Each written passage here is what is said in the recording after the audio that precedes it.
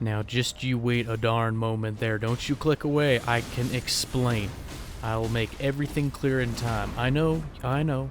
You came here, you clicked on the YouTube video, you wanted to see some shield bashin and some shield crashin, and here you are getting an intro clip that has a parry. And we're getting parries here. And you're right, it's not in theme with the video. I apologize deeply from the bottommost depths of my soul. I apologize, but hey, I don't get parries very often, and I thought I'd show them off. Hey, howdy YouTube, how are you? I'm doing quite well, and I was doing a little bit of crashin and bashin, level 80 build. Showed it briefly on screen there. If you want more details, they'll be at the very end of the video. This is a derivative of a different level 80 strength build I've already done. Already did some sword and boarding on, and I felt like I should do some crashin and bashin, and let me tell you, it's not easy. It's a little tough. It's not it's typical. It's not, or rather I should say it's atypical. It's very bizarre. It is not meta in the least bit, and I had fun doing it. It was tough. It was a good stretch of my small brain, and I rather appreciate the things I learned while doing so. For one, shield bashing is great for trading with people, right? Especially if you know how much stamina damage they're going to do about. Especially if you know that their weapon's not going to break your guard or anything like that. You can basically trade with colossal swords even. Especially with the regular old shield bash, when it might otherwise be hard to get in there and deal with their hyper armor. It's a fun little tool in that sense. And I need to get a little better at the sword and boarding. My one-handed straight sword play definitely needs a good deal of work. But the Great Shield was fun. It offered a level of utility I wasn't expecting. Now, do you do the most damage with a setup like this? No. Single sword's never going to be the biggest DPS. It's never going to be bursty. At least not exactly. And the shield crash, while fun, can be a good tool, is also not going to be too terribly bursty. There are probably exceptions. There might be shield crash builds using bleed that might do alright. Or the fingerprint shield doing madness that might work alright, because then you can capitalize on your ill-gotten gains of inflicting madness in a PvP setting, you mongrel, you cur. That's why we keep you around. Absolutely not related tangent. You ever dabble in an invasion and you just get one of these reds? Just the ones that are hostile to you on sight, without any reason for being that way? I'm kind of gracious, or sorry, I should be grateful, misspoke, that the host and his friendo didn't come out here and destroy the two of us while we were bickering amongst ourselves. There's something funny about killing a dragon build with just a little sword and great shield, though. And that's one of the greatest things you will find when you are using a great shield, is a lot of people don't know what to do against them. There's definitely some weaknesses, to be sure, don't you fret, but the mix-ups were quite good. People didn't expect me to switch between shield crash and shield bash, or to switch to a great shield that had no skill at all, so I could just pop out with my Ash of War.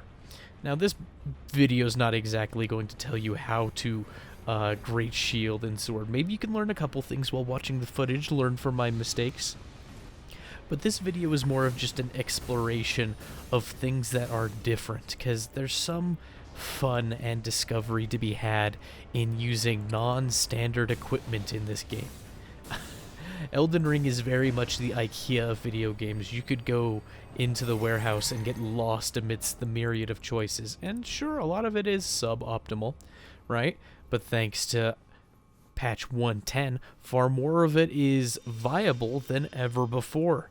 Like how I can stumble people in neutral with a light attack on my straight sword, right?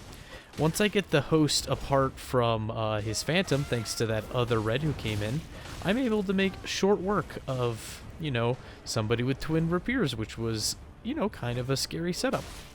And I think if they were utilizing their spacing a little better, instead of constantly trying to circle around me, you know, they probably would have done a much better job. But hey, just a handful of R1s, some rot grease, and the straight sword can do wonders. Here's a great instance of, you know, shield crash being something people don't expect. Junk, junk, junk, junk, crash, and the frostbite kills him. Now, did he have the most health? No, of course not. But people get right up in your face, you can just tell them to back off. It's a neat little thing. And I wanna get better at the sword and board with the Great Shield. I think it's something I want to implement in more of my kits. Now I don't know where exactly this setup would truly shine, and maybe you can help shed some light on that, but I feel like I've had the most success against people who are really aggressive, but they have poor movement. Which is silly. You shouldn't bank on that. Oh, I had a great bow moment. I just couldn't help it. Have to have one, you know? We do a little deviation here on the Gunch's Boat channel. We deviate a little slightly from the theme to give you some variety. I mean, I usually only spend an afternoon, maybe two, getting footage for each of these videos, so, you know. And I try to pick the more interesting bits for you.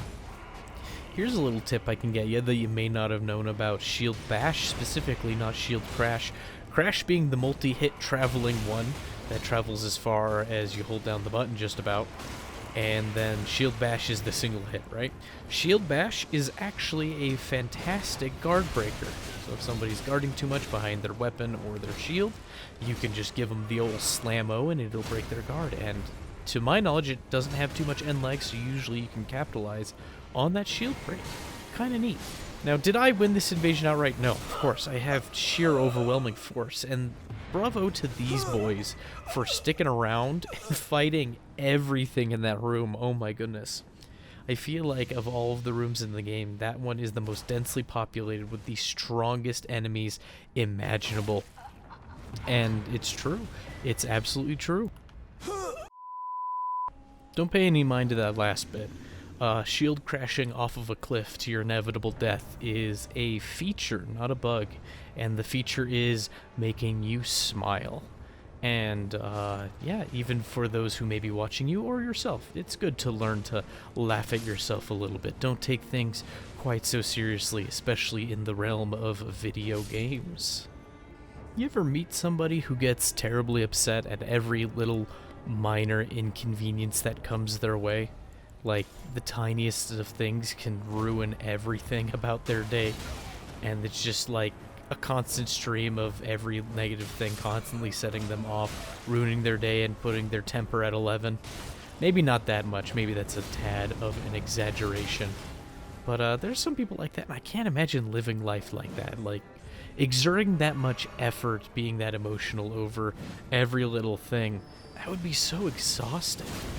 And I suppose I have a part of that temperament, that even temperament that I have, for the most part, in most things. There's always exceptions in my life, thanks to my upbringing. My parents are especially level-headed and cool people, and I was raised in a relatively calm household with patient individuals.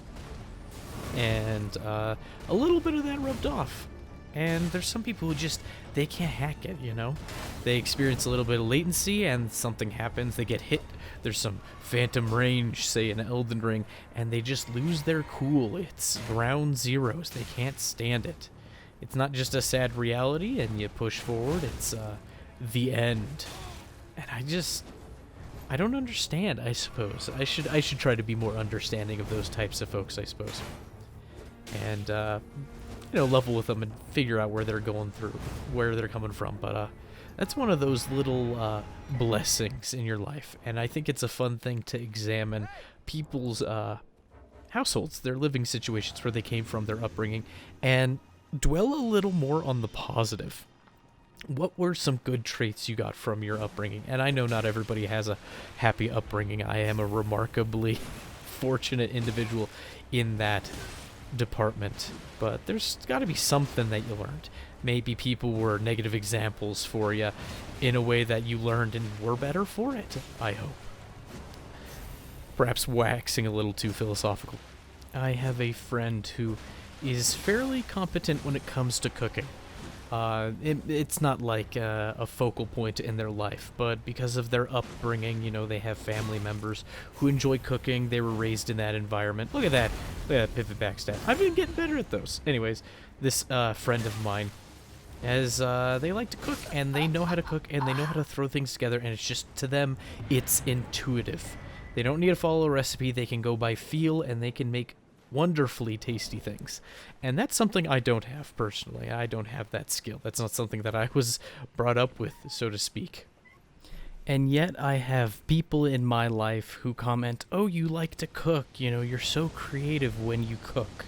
They say these things to me, and I'm thinking to myself, I just Googled the recipe. I had to get the ingredients, I followed it to the letter. I am not that creative. Sure, every now and again I might make substitutions, you know? But I'm not creative when it comes to cooking. I'm actually very basic. It's not intuitive to me blending and mixing flavors, yet I get lavished with these compliments, and I feel like they are unearned because I don't make things that are spectacular. When I do make these dishes, they're good enough. They're not wonderful in my eyes. And that's a skill, even just following a recipe and, you know, cooking a meal. That's something I've had to develop, something that should be intuitive, something that I would hope that every household would teach their children to some degree. Something I don't really have. I've had to figure it out to some degree. And I'm not perfect, and I need to get more recipes and probably go shopping again soon. I'm not even hungry. I don't know why I'm talking about food, but when it comes to one's upbringing or their formative years, there are certain skills you've learned, or perhaps some natural inclination, perhaps a personality disposition that you might have that could be a boon to you. And it's important to look for those positives. It's been an exercise to see the positive not only in myself in my own formative years, but in the upbringings of others. People have things to bring to the table, and they're different. It's like, imagine if, I don't know, you're rolling a character for a tabletop, and it was genuinely randomized. That's you. You're that absolutely random character. And it's now down to you, with whatever foundation you have, to hopefully build something with it. It doesn't have to be grand, it doesn't have to be remembered for all time, but it should bring you contentment. I'm not talking about joy, I'm not talking about perpetual happiness, right? Sometimes those things come and go, but you should seek for contentment. And I'm not saying contentment in mediocrity, I mean like you have principles that you adhere to, and you are content and self-satisfied in those things. You can make somewhat of a living for yourself. Or maybe you can just bring some joy to somebody else. There's some little things you could do. I don't know. I don't know how many of these videos I need to wax philosophical for, but I was having a tough time killing that poor rascal, and I just decided to knife the sucker. I just couldn't handle him. He was too wily. Alright, I will take a sidestep from pseudo-philosophy, from my sophistry, from anything mildly philosophical. And I want you to dwell on this invasion here. This invasion, I'm going to say, is formative, kind of like the theme I've been talking about throughout this video of things you learn and things you come with, essentially, that are included in the pack. This guy, he's not the brightest. That sounds rude. He's beefy, his build is okay, right? He had a little bit of a head on him, but he was prone to trying the same things. And for some reason, for me, it was fodder to get continual backstabs on him, to counter hit him with guard counters. Look, guard counter interrupting double colossal, or whatever that thing counts as, right? That's crazy. And I got a suspicious amount of backstabs during this here invasion, and this guy was beefy. He was hard to kill. Just in terms of raw numbers, right? I probably could have spaced it a little better, but he would get those heals across, and I wanted him to heal. I wanted him to give me more opportunities to pivot and backstab. They did make backstabs better in patch 110, and by that I mean I think they increased the angle at which a grab occurs for your backstab. And this guy was excellent at practicing. I've been backstabbed by people before, and it's made me very sad when I, you know, go for a second colossal swing, and that's enough to get a backstab. And I was like, I want to become that person. That's not something I came with. That's something I need to learn. And this guy was a wonderful training dummy for that particular thing. And making trades I really shouldn't with my silly straight sword, but the Great Shield allowed me to do a smidge of trading, if you want to call it that, either through shield bashes or for even guard counters. And guard counters are phenomenal. Like, they don't do well in too many places. They feel like they're mostly a PvE feature, and they don't really have much of place in PvP. But I suppose if you're using a quick weapon, could be used to interrupt Colossals if you're using a Great Shield. So I found a tiny niche situation for it. Figure that. And this guy, I salute him, good sir. I hope he did not go out of that battle agitated or upset in any way, because he taught me so very much about the feel behind getting backstabs and punishing people. This was an invasion that went on for, I kid you not, it was 9 minutes and 54 seconds. I still have that seared in my mind. And it was a gruelingly long time, this invasion in front of you here now. And it was because these two players were so incredibly passive and hanging out by the Grace the whole time. I couldn't get them by the Rune Bear. I couldn't get them even by the little stone worms in the canyon. Nothing. And I'm doing, you know, as you well know, Great Shield and Straight Sword. That's what I want to be doing. That's what the video is for. And it was so passive, and even though I could poison them and get some tick damage, they just had way more resources than me, and I was getting to the end of my rope. And here is the last minute or so of that invasion where they finally assault me, and I go, you know what? It's still a Great Shield if I throw it on my back. It's still a Great Shield build if I put the Icon Shield on my back and punch him to death. And that mix-up from the Straight Sword to Fists ended the fight so abysmally quickly, when the previous 8 minutes or 9 minutes or however long it was just grueling. Oh my goodness, grueling. But yeah, backstab fishing. I didn't think this video was going to turn into a backstab fishing video. I thought it was going to feature more crashes and more bashes. And don't get me wrong, I do include some of those for your pleasure. But there's something neat about, I don't know, pivoting around somebody and getting a backstab. And there's a little bit of security to be had in using the shield for that. Look, guard counter. That guy's never seen a guard counter in his life. He has no idea what I just did.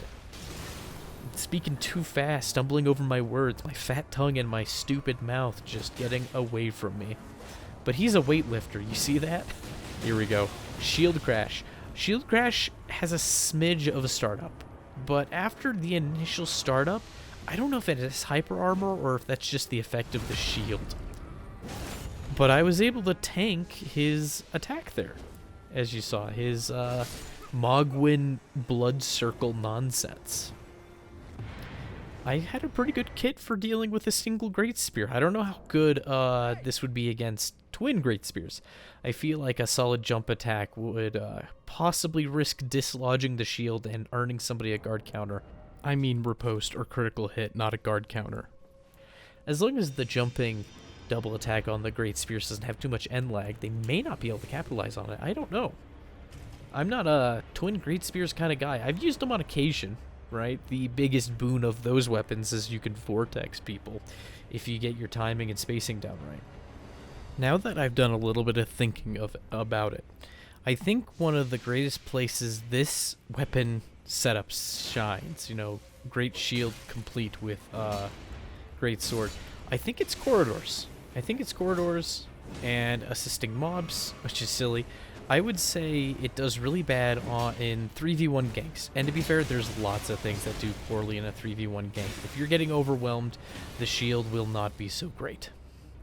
Especially if you have a good group who's going against you, you know, flanking you, making sure you can't see all of them simultaneously. This guy doing a good job getting behind me. Stuff like that. I feel like as a one-on-one tool, it's probably phenomenal if you're good. Am I particularly good? I wouldn't say so. I did not actually. I did duels on a different character and I was getting my memories conflated. I should have done some duels, but level 80 is not really a bracket for duels. It feels like there's a lot more activity for duels at 125, 137, 150 over there. In that ballpark. 80 probably has some. But you're going to get way more in other places. And I need to figure out sword dance on small weapons. That's my next goal I need to figure out, is how to space and utilize sword dance. A lot of people are saying it's great. It's better than it's ever been, even especially on small weapons. And I'm just, something's not clicking for me. I feel like I don't make the first hit, or maybe it's just one of those Ashes of War that tends to miss a lot, but if you do hit, it's great. I don't know. I don't have all the answers, I'm afraid. But this was a little bit of a grudge match, a little bit of slugging back and forth. The time to kill at level 80 is a tad silly, and I make some poor choices trying to get my bearings. trying to figure out the build. It gets a lot smoother in the later invasions, I guarantee. And you're probably thinking to yourself, later invasions, aren't we most of the way through this video? Yes, you're correct. We are most of the way through this video. But every time I try something new, it's a learning experience. That's the one little pitfall I find when it comes to making content for YouTube, even just for fun, is that I don't have all the time to practice off screen and then make content elsewhere. I suppose I could be practicing abundantly and then showing you the miserable results, but I'd rather get you stuff that you'd be entertained by, not necessarily my trial and error process for succeeding or failing in the game of the Elden Ring. I'd rather show you the clips that are a little more fun to watch and give you something to cheer for as I get slammed into a wall and stuck behind all these jellies and barely escape with a sliver of HP, and oh no, that guy, he's right behind me. He wants to kill me, but I heal and I guard counter, and then he realizes he's stuck in here with me and he wants out now that he realizes the mistake he's made following me all the way out here. And I threw way too many frost pots, probably unnecessary, but I wanted a little extra damaging oomph. We all want that little extra damaging oomph every now and then. But this duo here, they were just as spiteful as I was. They were going to do anything they could to make me suffer. And I made the mistake of trying to go for Shield Crash. Shield Crash is a commitment. Shield Bash, on the other hand, is less of a commitment. You can keep your spacing a little better. It doesn't risk pushing you off course, veering past somebody and making your back exposed. Even though if you can hit two people with a Shield Crash, it's loads of fun. But Shield Bash, I come to find out, in this very invasion, was kind of the key to finishing these people off. At least as far as this kit is concerned. Because look at that. Bash. Bash. I love it. He goes through my R2 and somehow it hits him. And crash. I mean bash. Sorry, those are bashes.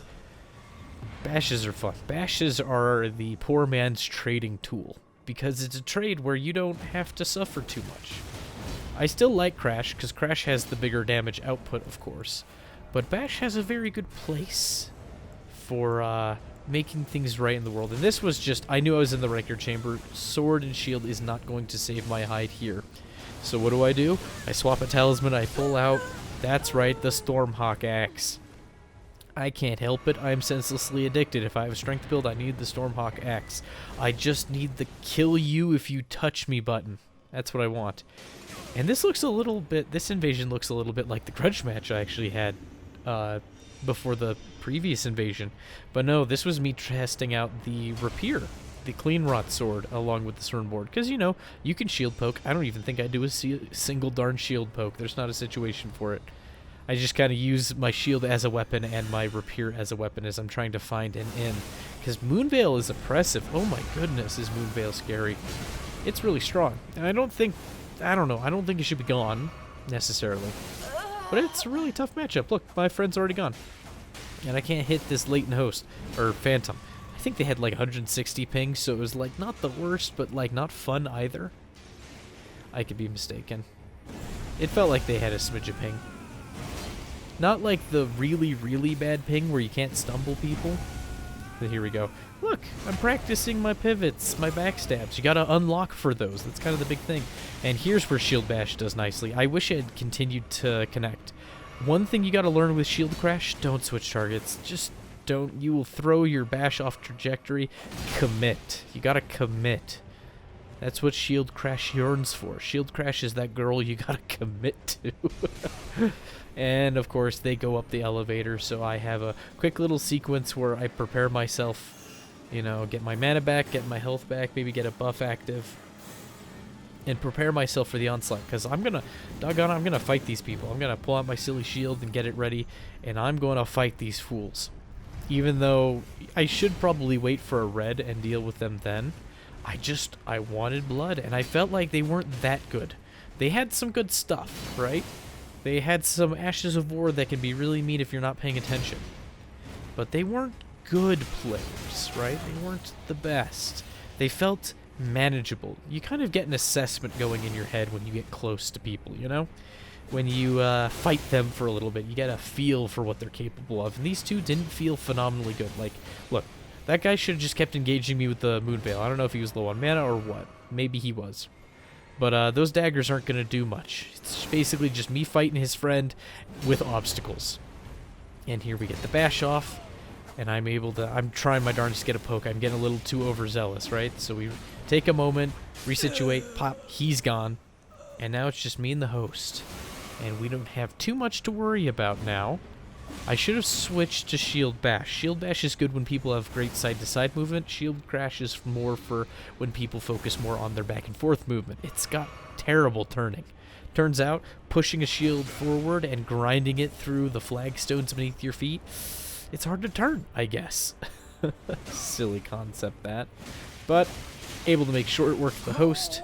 He was not that good, as you can tell by him not leaving every time I gave him a good poke. But for those of you who are curious, I will show you the build. It's not that different from the level 80 build I used in the other sword and board video, but I just threw a couple more weapons on it, had slightly different talismans. I'm playing as Sir Samuel Vimes from the Discworld novels again, the Discworld Night Watch, or City Watch novels. I think they're the Night Watch novels. But yeah, here it is. Just a couple straight swords of rapier, 5 shields, didn't even use them all. And it was fun. I had a blast. I recommend you try it out. It was good times, and I hope you'll tune in for the next episode. Bye-bye now.